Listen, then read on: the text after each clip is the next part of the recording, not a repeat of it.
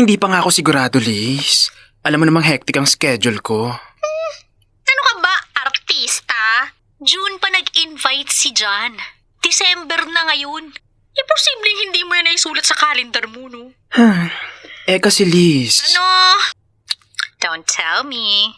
Hindi ka pa rin nakaka-move on kay John? Ilang taon na ang lumipas, Jem. Hindi naman sa ganun. Alam ko naman sa sarili ko na okay na ako. Kung okay ka na, anong problema? Basta, i-check ko muna schedule ko, Liz. Jem, bakla, napag-usapan na natin to, ha? Nag-commit ka na. At isa pa, hindi naman kita pababayaan doon.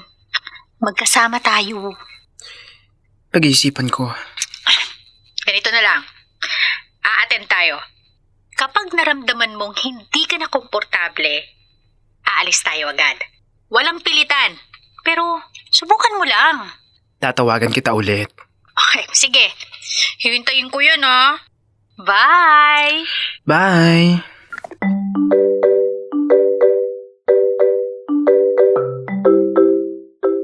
Dear love, ako si Jem, Jeremy sa umaga, at sa tono ko, kailangan pa bang i-memorize yan? Basic! Jemerlin sa gabi. Oo, isa kang fabulous na kekisor. At yung kausap ko kanina, si Liz, college friend ko. Kasama rin namin sa barkada si John. Si John na ikakasal na ngayon.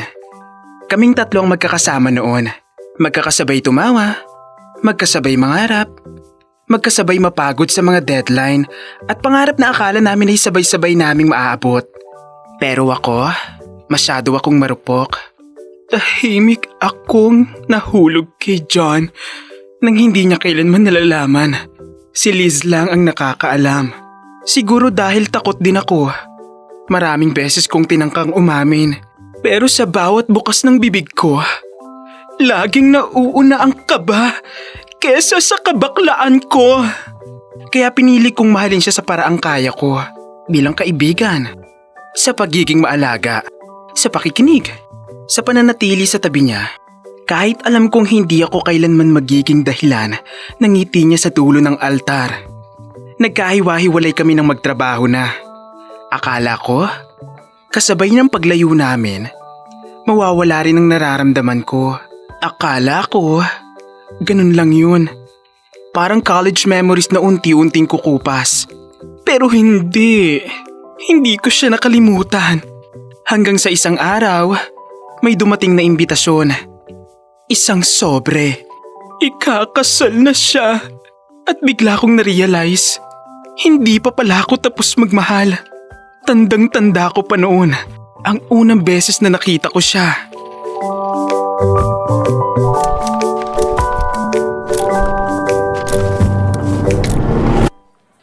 Jem, may bago raw tayong kaklase ah. Whatever. Alam mo ba? Di ba nag-groupings kahapon sa research? Ewan ko kung anong pumasok sa utak ni sir. Pinagsama tayong dalawa. Tapos hinihintay daw natin yung bago. Sa atin siya ilalagay. Ay naku, lakas talaga ng trip ni Sir minsan. Nasaan na raw yung bago? Sabi kahapon papasok na. Hanggang ngayon wala pa rin. Baka malit pa tayo niya sa deadline. Oo ay naman, ngayon daw ipapakilala eh. Ay naku, kapag pabigat to ha.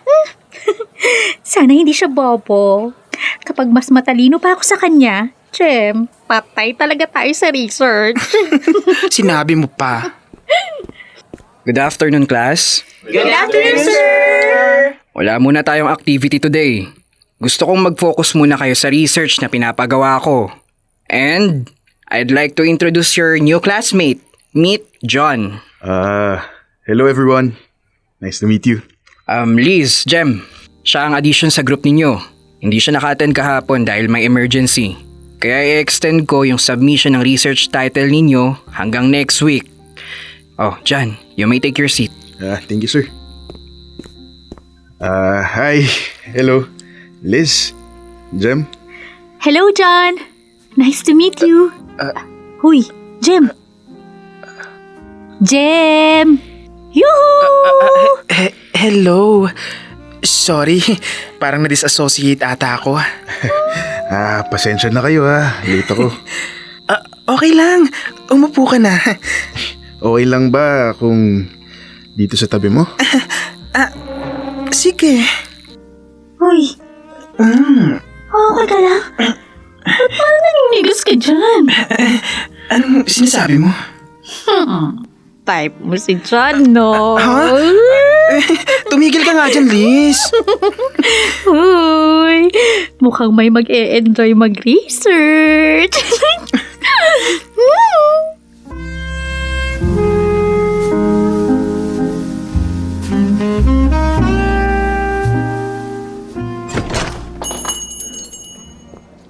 Jem, naku. Sorry ha. Kanina ka pa ba naghihintay? Hindi naman. Okay lang. Tayong dalawa lang, no? Oh, may sakit daw si Liz eh. Kaya tayo na lang muna mag-aasikaso nitong papers. Okay. Konti na lang naman yung kailangan natin gawin, di ba? Oh, kaya hindi ko na rin pinipilit si Liz. Teka, alam mo, ako na lang gagawa nito mamaya. Ha? Mag-chill na lang tayo ngayon. Sayang naman yung ambience ng coffee shop. Pasahan sa Thursday, John. Baka mahuli tayo. Alam mo naman, stricto si Sir. Sus, ako nang bahala. Wala ka bang bilib sa akin? Ay, sa bagay. Simula nang dumating ka, bumilis talaga yung progress namin ni Liz. Di ba? Tsaka gusto ko lang talagang mag-relax ngayon.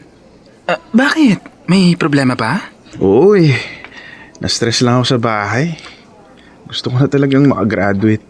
Makakagraduate ka naman ah. Oo nga, pero alam mo yun, gusto ko nang makapagtrabaho para makatulong ako sa pamilya ko. Malaki kasi yung problema namin sa utang. Ganun ba? Alam mo, mas magaan siguro yung problema mo kung may naglalambing sa'yo. Kaya nga ayoko munang magjowa. Ayoko ng distraction. Lalo na kung hindi rin naman sigurado.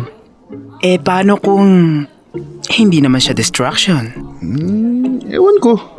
Mahirap nakahanap ng taong mamahalin ka kung sino ka talaga. Yung maiintindihan ang sitwasyon mo, pamilya mo, at yung handang sumama sa'yo sa hirap at sa laban ng buhay. Madali lang maghanap ng mamahalin, pero mahirap makahanap ng mamahalin ka pabalik. Malay mo. Nasa paligid lang. Hindi rin naman ako naghahanap, Jem.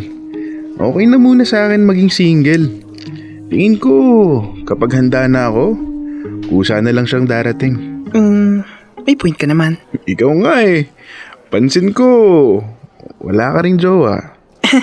Siguro kasi pareho tayo ng hinahanap. Yung hindi madaling makuha. Yung taong marunong mag-commit. Oo, tama yan. Single muna tayo pareho. Tama. Basta Jem, kapag nahanap ko na yung taong yun, ipakikilala ko sa'yo. Tsaka kay Liz. At kahit magkahiwa-hiwalay tayo after college, sure, invited kayo sa kasal ko. Sige ba?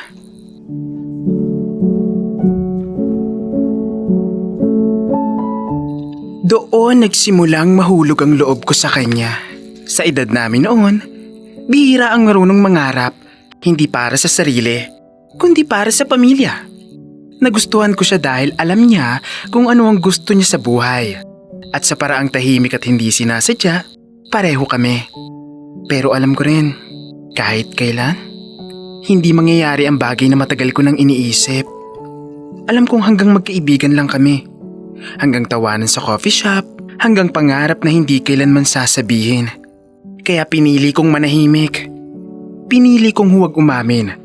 At mahalin na lang si John sa paraang hindi siya masasaktan.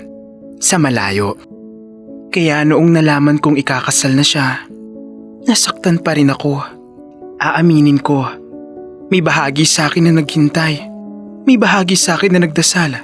Kahit mali, na sana huwag muna siyang mapunta sa iba. Siguro, ang nararamdaman ko ngayon ay hindi na pag-ibig, kundi panghihinayang.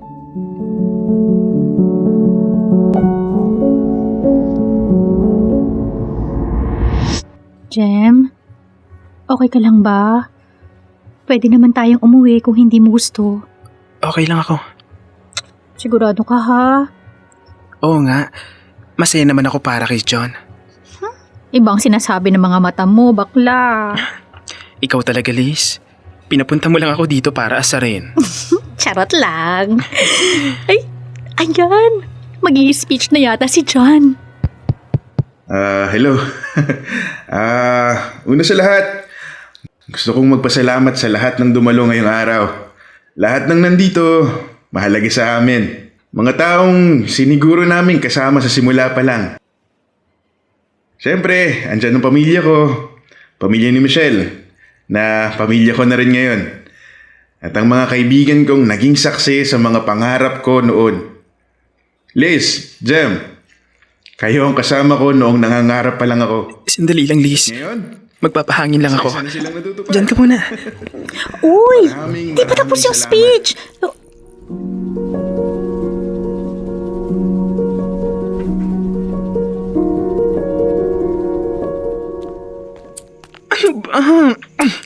Kung kailan kailangan ko ng Yossi, saka pa hindi gumagana tong lighter. Need mo? Ay, salamat. Friend mo si Jan? Oo, College friend? ikaw. Work friend? Dami na namin napagdaanan sa opisina.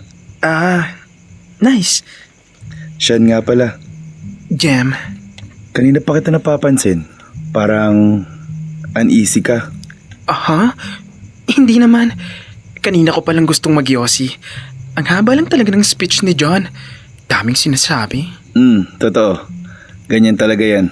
Napakaraming alam sa buhay. Tama. Kwento ka namin ni Jan dati. Kami ni Liz? Oo. Lalo ka raw. Sabi niya, magkakaugali raw kayo. Pare-pareho ng pangarap sa buhay. Talaga? Oo.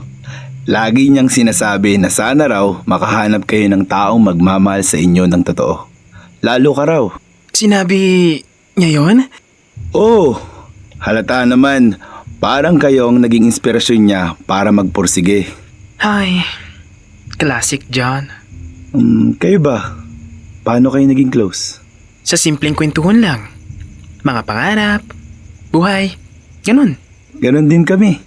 Siguro, kaya kami naging close. Sabi niya, naaalala ka raw niya sa akin. Isang kaibigang mapagkakatiwalaan. Classic John nga. Tara, balik na nga tayo sa loob.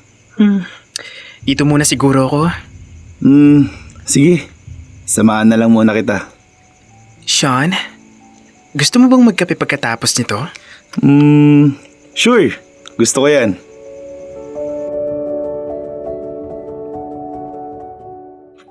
Dear love, hanggang dito na lang siguro muna. Dahil mukhang hindi pa tapos ang kwento ng puso ko.